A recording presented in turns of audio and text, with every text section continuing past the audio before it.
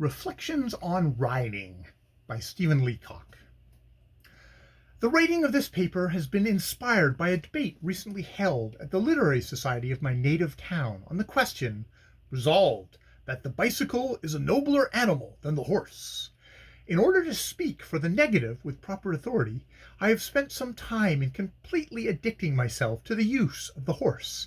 I find that the difference between the horse and the bicycle is greater than I supposed. The horse is entirely covered with hair. The bicycle is not entirely covered with hair, except the '89 model they're using in Idaho.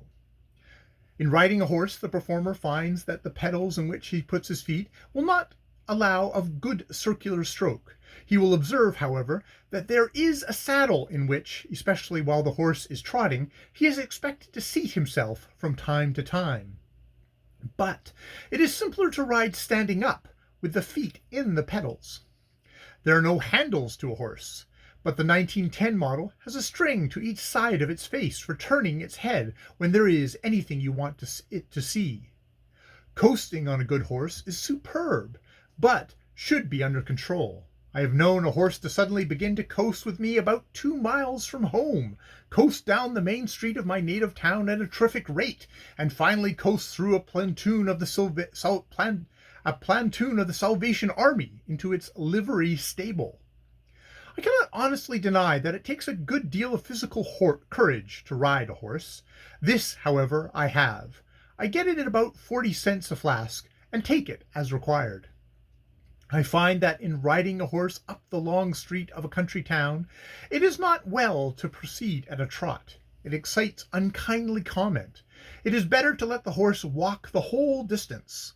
This may be made to seem natural by turning half round in the saddle with a hand on the horse's back and gazing intently about 2 miles up the road. It then appears that you are the first in of about 14 men. Since learning to ride, I have taken to noticing the things that people do on horseback in books. Some of these I can manage, but most of them are entirely beyond me. Here, for instance, is a form of equestrian performance that every reader will recognize, and for which I have only a despairing admiration. With a hasty gesture of farewell, the rider sets his spurs to his horse and disappears in a cloud of dust. With a little practice in the matter of adjustment, I think I could set my spurs to any size of horse, but I could never disappear in a cloud of dust, at least not with any guarantee of remaining disappeared when the dust cleared away. Here, however, is one that I am certain I can do. The bridle rein dropped from Lord Everett's listless hands, and, with his head bowed upon his bosom, he suffered his horse to move at a foot's pace up the sombre avenue. Deep in thought, he heeded not the movements of the steed which bore him. That is, he looked as if he didn't, but in my case, Lord Everard has his eye on the steed pretty closely, just the same. This next I am doubtful about. "To horse! To horse!" cried the knight, and leaped into the saddle. I think I could manage it if it read, "To horse!" cried the knight, and snatching a step-ladder from the hands of his trusty attendant, he rushed into the saddle.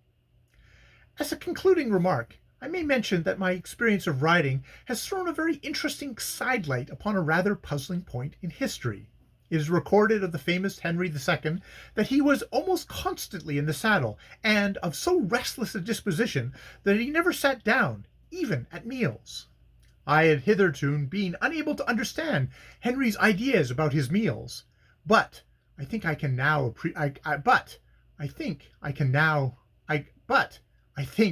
appreciate it now. That was a very inept reading of Reflections on Riding by Stephen Leacock, where I'm trying to understand that last paragraph. As a concluding remark, I may mention that my experience of riding has thrown a very interesting sidelight upon a rather puzzling point in history. It is recorded of the famous Henry II that he was almost constantly in the saddle, and of so restless a disposition that he never sat down, even at meals. I had hitherto been unable to understand Henry's ideas about his meals, but I think I can appreciate it now. No, whatever the joke is there, or the thing that we're trying to say, I don't quite understand. But, he wouldn't even sit down for his meals. But now, fuck no. I cannot understand it. That is whoosh over my head. All right, I'll leave it there. More videos later.